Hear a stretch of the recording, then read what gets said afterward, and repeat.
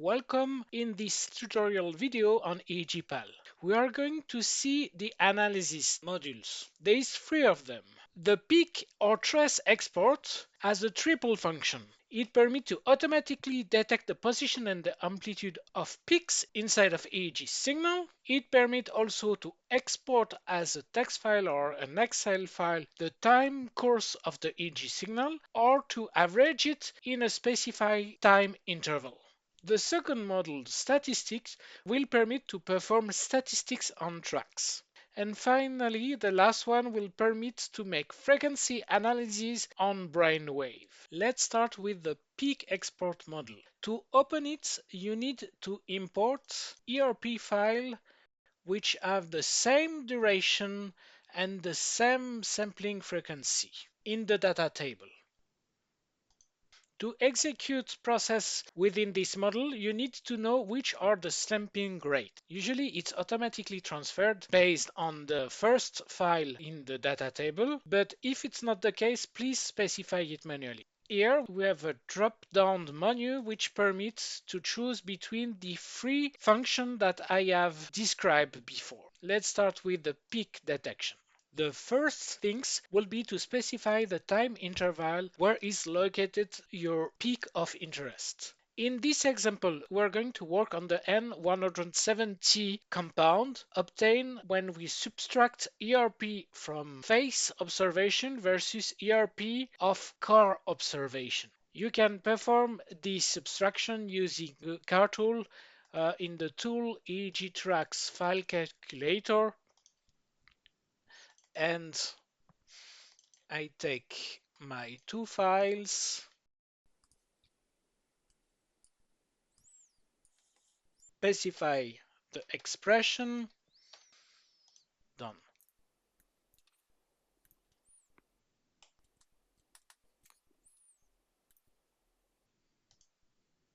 You can see here the ground average signal, which corresponds to the mean of all my participants for the PO8 electrodes, which is the electrodes near to the fusiform area. So you see that this big negativity after 100 milliseconds corresponds to my peak of interest, which are specific to face recognition. I'm going to specify this time interval inside of the model windows. Warning, it's important to take account that the timing that you are going to enter here is relative to the beginning of the file. In this example, you see that the 0 is not at the beginning of the file, but at this position. It's because we have specified an epoch between minus 100 milliseconds to 300 milliseconds. So when you are going to specify the time of the beginning of your interval, so 78, instead of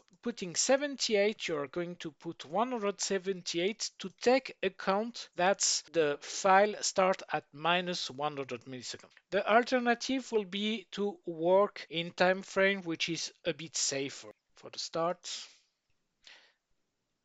and I will put 264 time frame for the end. The next step will be to specify on which electrode I want to perform the detection. We have seen that we are interested by the electrode PO8. However, you cannot enter the electrode name, but you have to enter his electrode index. So if we look at the whole signal, so we see that it is the electrode 28. So I will specify the electrode 28. The next drop-down option permits to specify which type of peak you're looking for, either positive or negative. Positive means you are looking to a global maxima, so convex, and a negative one will specify that you're looking for a global minima, so a concave peak. In our case, we are interested by a negative peak. Next, you can ask EEGpal to compute some supplementary channel. If I have specified several electrodes, I can ask him to make the average of them and to perform the peak detection on them. You can also ask EEGpal to perform the detection on the global field power or GFP, which correspond to the standard deviation across all the electrodes, which reflect the strength of brain networks. Or you can also perform the detection on the dissimilarity, which represents the change of topography through time. Now let's see the output option. So you can record the results inside of an Excel file or inside of text file. In the output, it will specify the position of the peaks, either millisecond or in time frame. Then you select the output folder where you want to save your results. You can add an optional string suffix to your file name.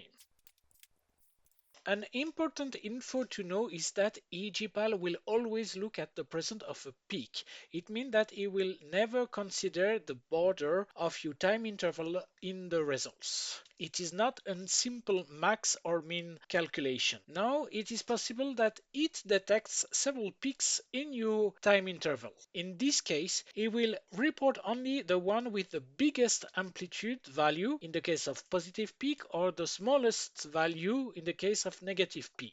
You can ask him to generate a check file to report those cases. He will create a table which will contain the value 0 when he detects only one peak, value 1 when he detects no peak, or a value 2 when he detects several peaks. Let's perform the computation. See that it generates two different Excel sheets. The first one give me the amplitude of my peaks and the position of the peaks it detects. And the second file, as we have explained, give you if he has detected several peaks, which is the case for the first subject, and 0 mean that he detects only one peak for those two. With this output, you can import it in your favorite statistical software and to perform statistics.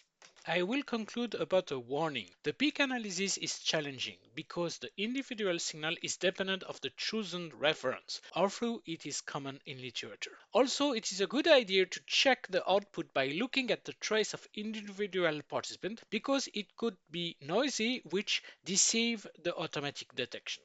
Now let's see the Timecourse extraction function. The purpose here will be to extract the amplitude across time of the EEG signal into an Excel or text file. We can use it also to compute the GFP and the dissimilarity.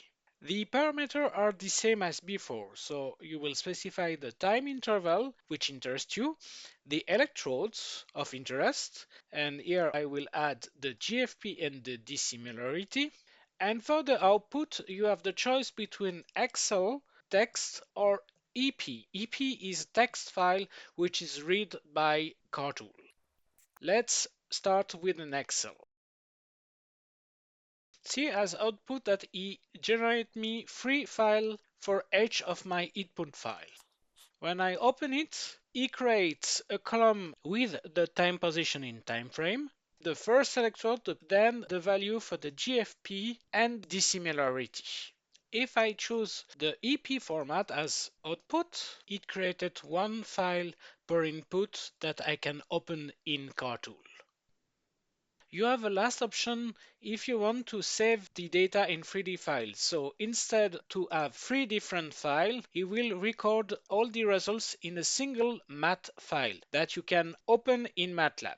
Finally, the last average time interval function, which allow to compute the average across your time interval instead of to extract the time course, which is useful to create bar plots. In this case, the output format are only Excel or text file.